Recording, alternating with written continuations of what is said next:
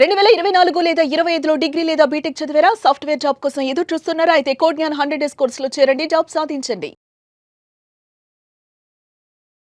Welcome to Suman TV. నేను మీ Suman TV Nag. భార్యాభర్తలకు గనక గొడవలు అయితే పొరపాటున అది ఎక్స్ట్రీమ్ లెవెల్కి గనక వెళితే భార్య చేసేటువంటి పని ఏదైనా ఉంది అని అంటే ఇంట్లో ఉండేటువంటి అత్తమామల మీద, దాంతోపాటు ఇన్లాస్ మీద కూడా కొంతమంది కేసు వేసిస్తూ ఉంటారు. అది ఎంతవరకు కరెక్ట్ అండ్ చట్టాలు అసలు అటువంటి వాటికి ఏం చెప్తున్నాయి అనేది ఈరోజు మనతో పాటు ప్రముఖ అడ్వకేట్ శశికాంత్ గారు ఉన్నారు. వారి మాట్లాడి తెలుసుకుందాం. నమస్కారం సార్. నమస్తే. సెక్షువల్ హెరాస్మెంట్ కేసు అనేది ఇన్లాస్లో కూడా వేసిస్తూ ఉన్నారు. కొంతమంది భార్యలు ఏం చేస్తారు అని అంటే, నన్ను మాత్రం అవమానిస్తారా అని చెప్పేసి ఈగోకి వెళ్ళిపోయో 498A వాళ్ళకి అనుకూలంగా ఉందనో ఇంకొక రకంగానో అంటే వీళ్ళు నన్ను వేధించారు, లైంగికంగా కూడా వేధించారు, అది కూడా అత్త మామ మరిది దాంతోపాటు ఇంకెవరన్నా ఉంటే కూడా వాళ్ళ మీద కూడా వేసిస్తూ ఉన్నారనమాట.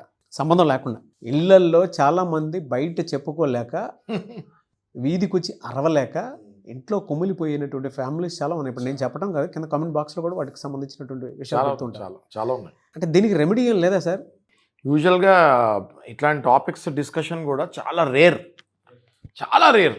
మేము కూడా ఆఫీస్లో కూడా ఇలాంటివి వచ్చినప్పుడు ఒక మామయ్య గారు వచ్చి రూమ్లో కూర్చొని, పెద్దవాడు ఉంటాడండి ఆయన, 65-70 ఏళ్ళ మామయ్య గారు వచ్చి రూమ్లో కూర్చొని అట్లా చూస్తాడన్నమాట. పక్కన తలుపు కొంచెం తలిపేయండి సార్ అని.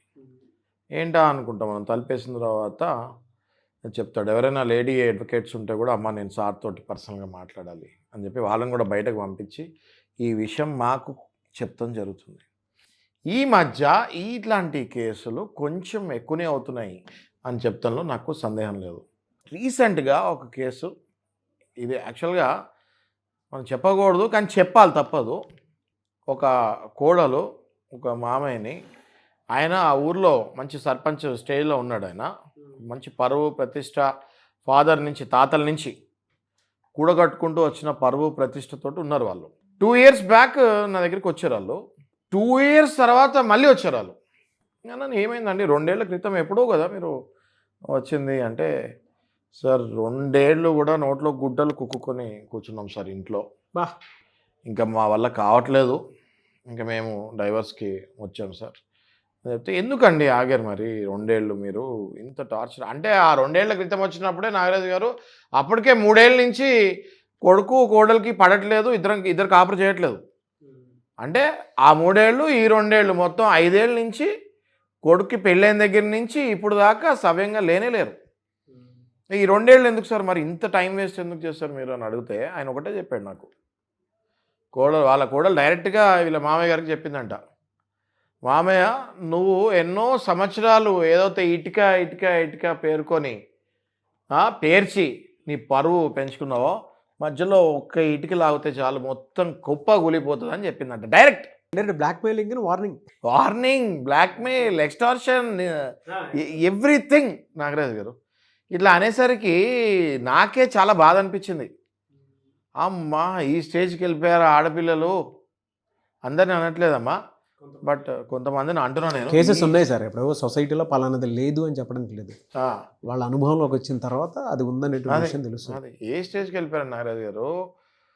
ఒక అగ్రెసివ్ క్యారెక్టర్ ఉన్న మావయ్య కొడుకు ఇంటిల్లా పాది ఈ పెళ్ళైన తర్వాత పులిల్లాంటి వాళ్ళు పిల్లిలాగా అయిపోయారు. గత 5 నుంచి 7 సంవత్సరాల వరకు 3 తరాలు ఉన్నారు. ఇంకా తాతయ్య, తండ్రి, కొడుకు ముగ్గురు వచ్చారు నా దగ్గరికి. అందరూ మంచి పంచలు కట్టుకొని ఇట్లా మంచి ఒక హుందాగా ఉన్న ఫ్యామిలీ, ఒక పొలిటికల్ ఫ్యామిలీ లాగా, అంటే తరతరాల నుంచి అలా గ్రామంలో సేవ చేసే ఫ్యామిలీ అది. అలాంటి వాళ్ళు వచ్చి నా దగ్గర చెప్పుకొని కళ్ళెమ్మట నీళ్ళు కారే వాళ్ళకి ఒక్కొక్కరికి.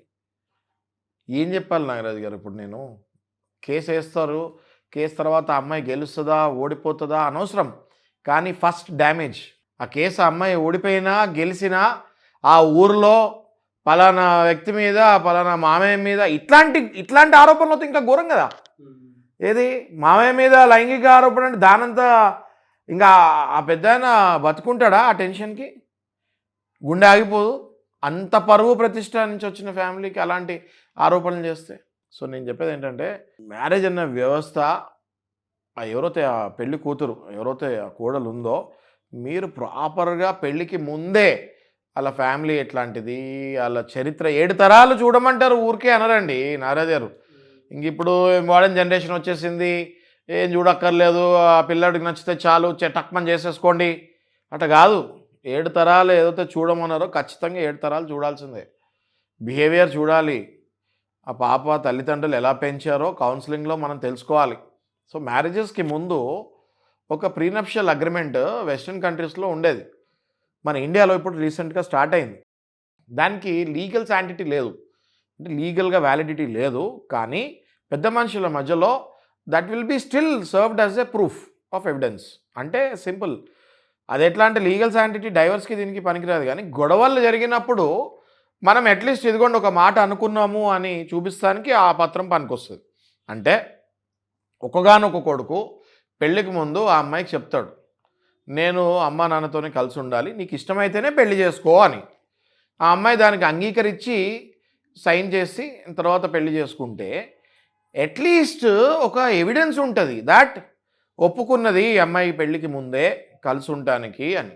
ఒక్కగానొక అబ్బాయి పెళ్ళవగానే ఇంక నువ్వు మీ అమ్మ నాన్నతో ఉండకూడదు, నేను మా అమ్మ నాన్నతో ఉండట్లేదు, నువ్వు కూడా ఉండకూడదు అంటే మరి మ్యాట్రిమోనియల్ కేసెస్కి అమ్మాయిలకి ఎందుకు ఎక్కువ పవర్ ఇచ్చేది చట్టం అంటే, నువ్వు నీ పుట్టింటి నుంచి అత్తింటికి వస్తావు కాబట్టి, ఈ అత్తింటిలో నీకు ఎవరు తెలియదు కాబట్టి గతంలో నీకు 498A కేసులు నీకు సపోర్ట్గా ఉంటాయి.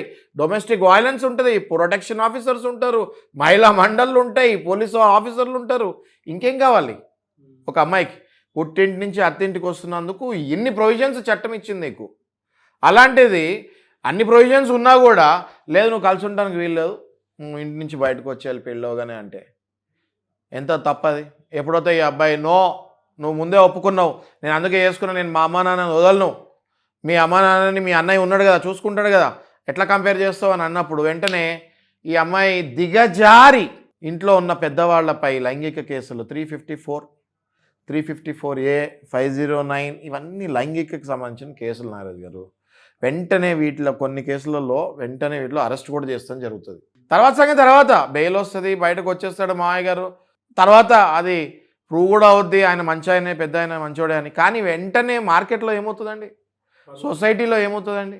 పల్లెటూరులో ఎలా ఉంటాయి నాగరాజు గారు? పల్లెటూరులో ఎలా ఉంటాయండి? ఒక ఆరేడు సందులు ఉంటాయి, ఒక 200-300 ఇల్లులు ఉంటాయి. ఒక్క ఇంట్లో ఏ చిన్న విషయం జరిగినా ఆ 300 ఇంటికి ఆ న్యూస్ 300 సెకండ్లలో వెళ్ళిపోద్దండి. మరి సిటీలో ఉన్న వాళ్ళకి తెలియదు అక్కడ పరిస్థితి ఏంటి అన్నది. సిటీలో నుంచి వెళ్ళిన ఆడపిల్ల ఒకవేళ తెలియక చేసినా ఎంత పరువు నష్టం జరుగుతుంది. ఆ తర్వాత నువ్వు పరువు నష్టం దావా వేసినా ₹1 10 కోట్లు వెనక్కి వచ్చినా ఆ రోజు పరువు పోయింది వస్తుందా మళ్ళీ వెనక్కి? రాదు. ఊళ్ళల్లో ఎలా ఉంటారు కొంతమంది ఫ్యామిలీస్కి, ఎలా ఉంటారు మంచి పరువు గల ఫ్యామిలీస్కి అలా అపోనెంట్స్ ఎవరైనా ఉంటే గోతికాడ నక్కల్లాగా రెడీగా ఉంటారా ఉండరా? అవును. ఏదైనా చిన్న తప్పు జరిగితే చాలు మొత్తం ఊరంతా అరే రాయుడు గారు ఇంట్లో ఇవాళ తప్పు జరిగిందిరా, ఎన్ని రోజులు కాపాడుకుంటాడు అని వెళ్తారు.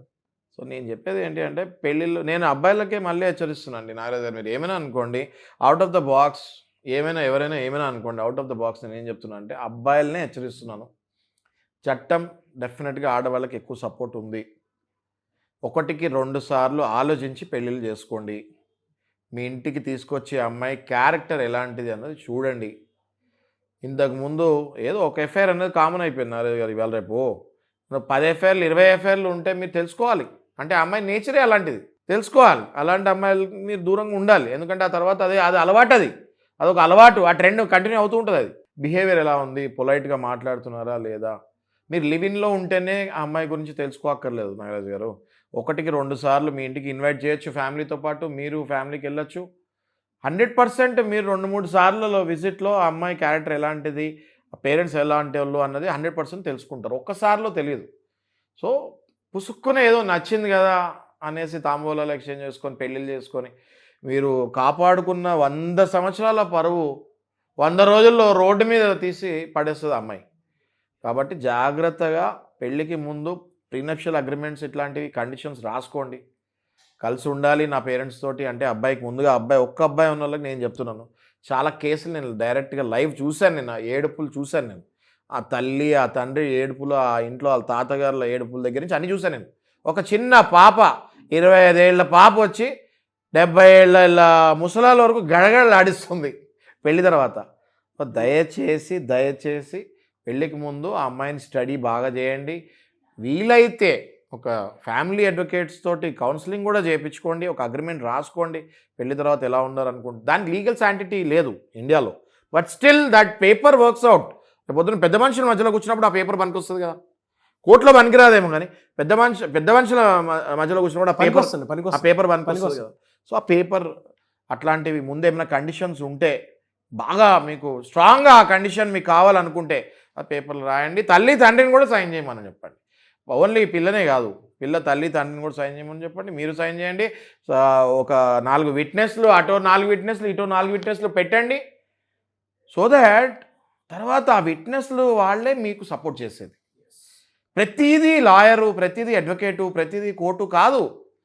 ఫ్యామిలీ విషయాలు 90% ఫ్యామిలీలోనే అయిపోవాలంట నేను. ఆ తర్వాత ఇంకా కాని పరిస్థితుల అడ్వకేట్ దగ్గరికి రండి అని చెప్తాను. పెద్ద మనిషి తరహాలో ఏదైనా విషయాలు చెప్పాలి అనుకునేటప్పుడు చాలా హుందాగా అవేర్నెస్ తోటి కూడుకున్నటువంటి ఇన్ఫర్మేషన్ ఇవ్వడం ఎక్స్పీరియన్స్ సార్. ఇప్పుడు చాలా బాగా చెప్పారు sir. Thank you so much Shashikant garu. Thank you.